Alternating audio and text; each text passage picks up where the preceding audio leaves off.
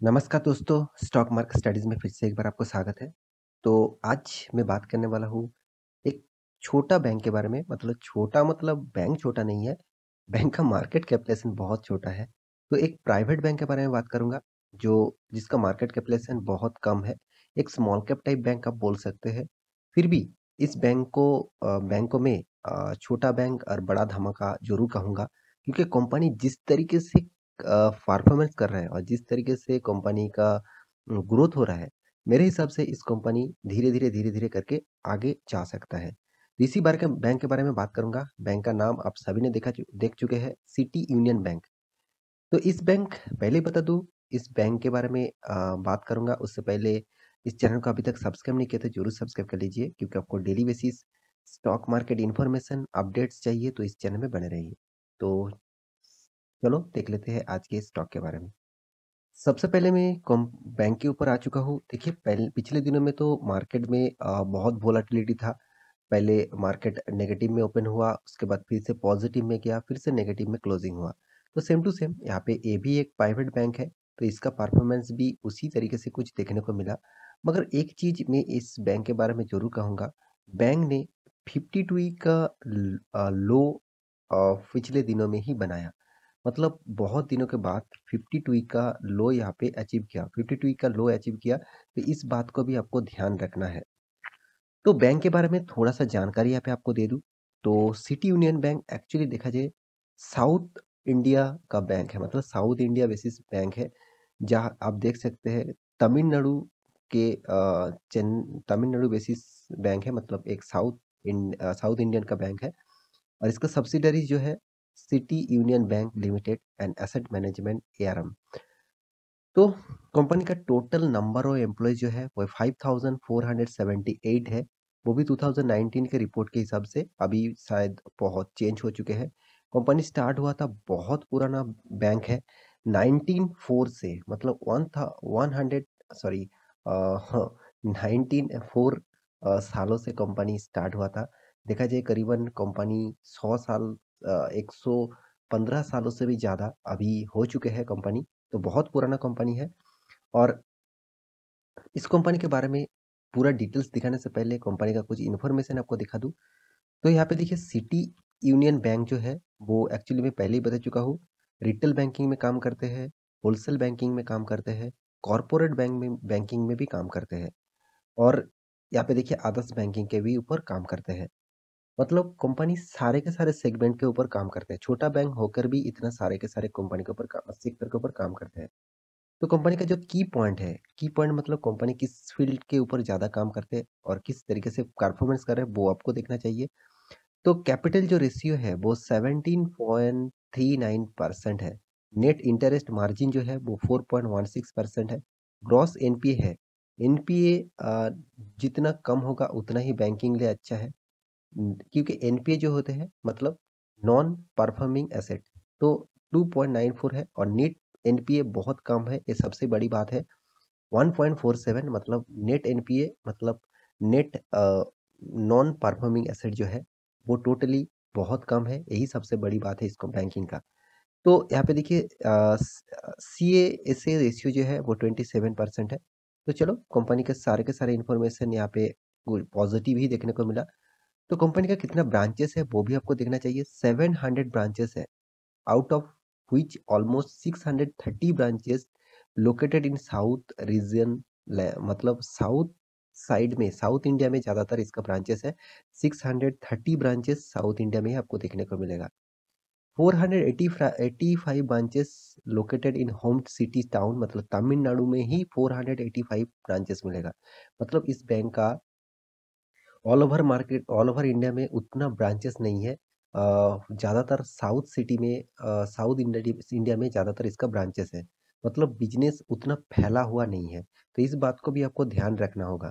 कोई भी कंपनी में निवेश कर रहे हैं तो उसका मार्केट कितना कैप्चर करके रखा है वो आपको ध्यान में रखना होगा। अगर एक जगह पे ही काम कर रहे हैं, मतलब कंपनी का कुछ भी प्रॉब्लम्स आया, कुछ भी दिक्कत आया, तो वो ज़्यादा उठ नहीं पाएगा। तो ये भी मुझे कुछ थोड़ा-सा प्रेशर यहाँ पे देखने को मिला, क्योंकि कंपनी सिर्फ़ साउथ इंडिया में बेसिस में ही काम करते हैं। ज़्यादातर ऑल ओवर इंडिया में उतना ब्रांचेस नहीं है कंपनी का। तो कंपनी का जो एटीएम्स है करीबन 1750 एटीएम्स है। देखिए एटीएम कितना हुआ वो तो अभी फिलहाल के लिए एटीएम का पार्ट फ्यूचर में मुझे लगता है टोटली बंद हो जाएगा, क्योंकि डिजिटल करेंसी हो चुके हैं, मतलब ऑनलाइन ट्रांजैक्शन सारे के सारे हो जा रहा है। तो इसलिए मुझे लगता है मतलब जो जितने सारे एटीएम्स है वो एटीएम्स बंद होने वाले हैं फ्यूचर में। तो देखा जाए कितना चेंज होते हैं फ्यूचर में, वो तो बाद में देखा जाएगा। तो फिलहाल के लिए 1750 इसका ब्रांचेस है। तो टोटली कंपनी का यहाँ पे सारे के सारे इन्फॉर्मेशन मैं आपको दे चुका हूँ, मतलब एक बेसिक इन्फॉर्मेशन दे चुका हूँ। अभी कंपनी के बारे में बात करूँ तो बात करने से पहले एक चीज मैं आपको दिखा देता हूँ। कंपनी ने 52 लो के रेंज में ही अभी काम कर रहा है। आप खुद ही देख लीजिए, कंपनी 22% तक यहाँ पे नेगेटिव रिटर्न में है। और इस बात को आपको भी गौर करना होगा, क्योंकि 22% नेगेटिव रिटर्न कोई छोटा मोटा नेगेटिव नहीं है, बहुत बड़ा माना जाता है। आपका फंड का 22% लॉस मतलब बहुत बड़ा लॉस है। तो इस बात को भी आपको ध्यान में रखना होगा। तो इस कंपनी के बारे में डिटेल्स में बता दूं तो पहले बता दूं, कंपनी बहुत रिस्की कंपनी है, क्योंकि बहुत रिस्की बैंक है, क्योंकि कंपनी का मार्केट कैपिटलाइजेशन 10,000 करोड़ तक भी नहीं पहुंच पाए, 9,500 करोड़ तक पहुंच चुके हैं। मतलब एक स्मॉल कैप टाइप कंपनी आप बोल सकते हैं। तो कंपनी का बुक वैल्यू 79 है। कंपनी का पीई रेशियो 14 है। इंडस्ट्रीज पीई रेशियो 17 है, मतलब ठीक ठाक है इसका PE ratio. Return of equity, return of capital employed तो उतना खास मुझे नहीं लगा। फेस वैल्यू 1 रुपया है, मतलब कंपनी स्प्लिट कर चुके हैं, तो स्प्लिट करने के लिए ही कंपनी का प्राइस इतना सस्ते में आपको देखने को मिला है। कंपनी का डेप्थ बहुत ज़्यादा है, 7.85% का डेप्थ है। देखिए डेप्थ अच्छा हो ज़्यादा हो फिर भी चलेगा, अगर कंपनी प्रॉफिट कर रहा है तो प्रॉफिट मार्जिन बचाकर कंपनी का अर्निंग हो रहा है तो ठीक ठाक है। मगर कंपनी के हाथ में कोई मार्जिन नहीं बच रहा है तो कंपनी के लिए बहुत प्रेशर है और उस कंपनी के ऊपर आपको निवेश नहीं करना है। तो देख लेते हैं कंपनी का कर्जा के हिसाब से कंपनी किस तरीके से इंटरेस्ट पे करने के बाद हाथ में क्या बचते हैं। तो अर्निंग पर शेयर 8.96% है। प्रोमोटर के पास एक भी शेयर नहीं है इस कंपनी का। तो सारे के सारे शेयर किसके पास है वो भी देख लेते हैं। तो यहाँ पे कंपनी के एक्चुअली देखा जाए प्राइवेट बैंकिंग सेक्टर में कंपनी बिलोंग करते हैं। तो प्राइवेट बैंकिंग सेक्टर में सबसे लास्ट नंबर में आते हैं, और भी सारे बैंकिंग है। तो आप यहाँ पे रैंकिंग के हिसाब से 8 नंबर दिखा रहा है, और भी सात ज्यादा बैंकिंग यहाँ पे आपको देखने को मिल सकता है। तो चलो अब देख लेते हैं कंपनी क्वार्टर बेसिस किस तरीके से रिजल्ट किया, किस तरीके से प्रॉफिट किया। तो देखिए सिर्फ बीच में एक बार ही लॉस किया था, वो भी कोरोना के सिचुएशन में, फर्स्ट लॉकडाउन जब स्टार्ट हुआ था उसी टाइम से ही कंपनी का लॉस हुआ था।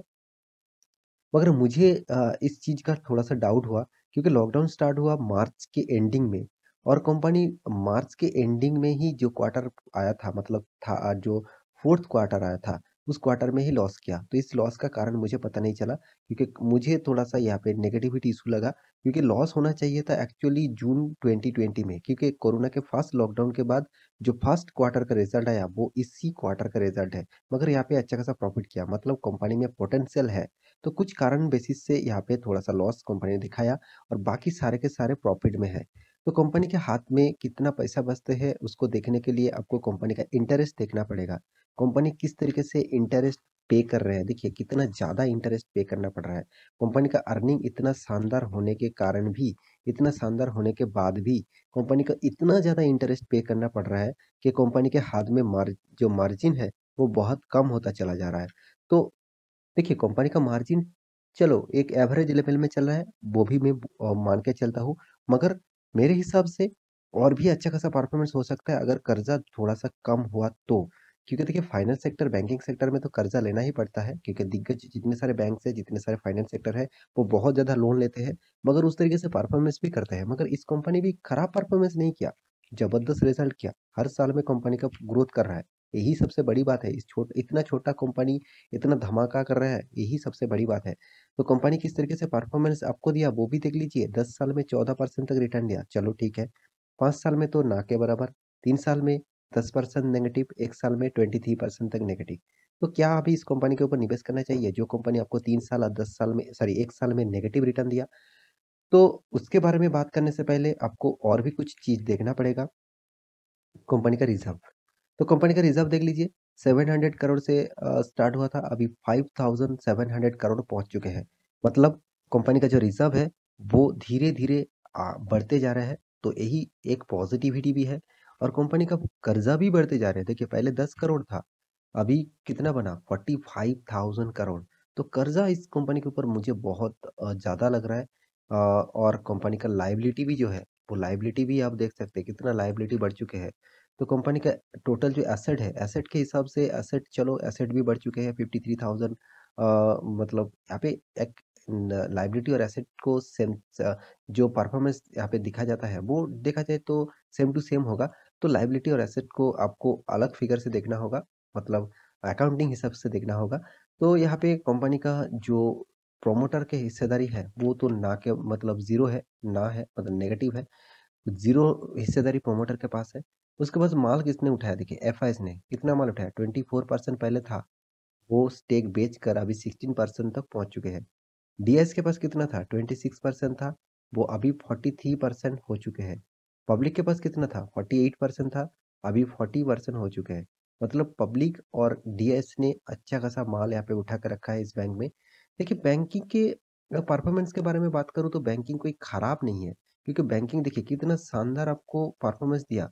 उसके बाद कोरोना के सिचुएशन में धड़ाक से गिरा और छोटा-मोटा करेक्शन होकर फिर से एक बार रिकवरी यहाँ पे हो रहा है। तो मुझे लगता है आपको प्राइवेट बैंक में निवेश करना ही है, तो और भी बहुत सारे बैंक्स हैं, HDFC bank, ICICI bank, Kotak bank, उस बैंक के ऊपर जा सकते हैं।